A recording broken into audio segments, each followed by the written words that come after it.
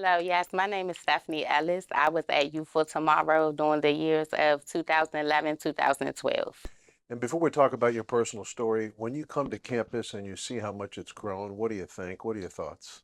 I felt so much amazement just to have a good organization, be able to still grow during these times and transition to help more people that's at risk is amazing.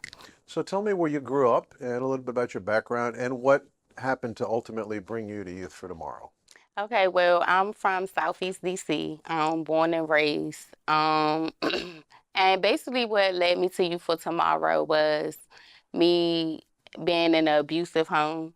I was adopted and abused by my adopted mom, which led me to running away from home to group homes, psychiatric facilities, because they were safe havens to me. Um, During one of the times I ran away, I ended up getting pregnant with my son, who is now will be 12 in January. And that led me to the Mommy and Me program in Youth for Tomorrow. Were you feeling hopeless at that time when you really didn't have much to look forward to? Yes, I was very hopeless. I didn't have strong support systems. I didn't have a lot of family. I didn't have a lot of friends. I honestly didn't see hope until I got to Youth for Tomorrow.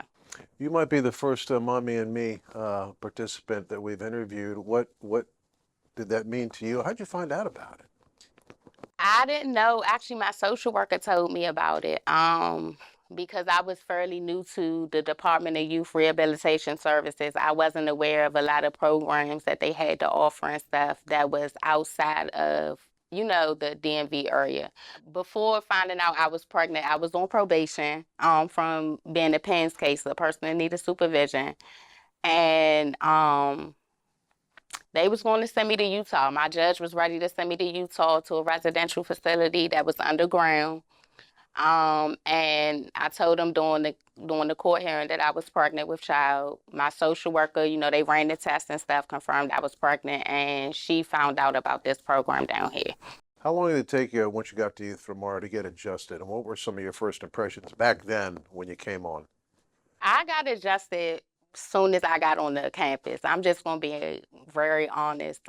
From the moment I pulled up in the van, I felt love from the staff that came out to greet me. They wanted to know if I was hungry. When is my baby due? How many months am I? Just welcome me into a home. I didn't have any clothes. I didn't have any, a lot of shoes and stuff. They took me shopping. I enjoyed the family nights that we had, which was a more family-oriented setting for those that may need that.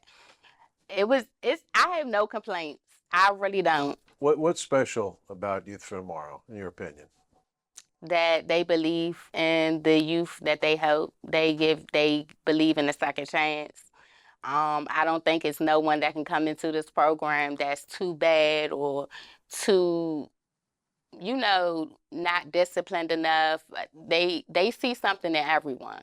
And it's up to the person on the other side to be able to appreciate the help that's given. Because when I was down here, I was around a lot of youth that did not appreciate it. I was amongst the group that was having walk-offs to campus and, trashing the houses but I was the one that wanted to go home every weekend. So I had to do what I had to do.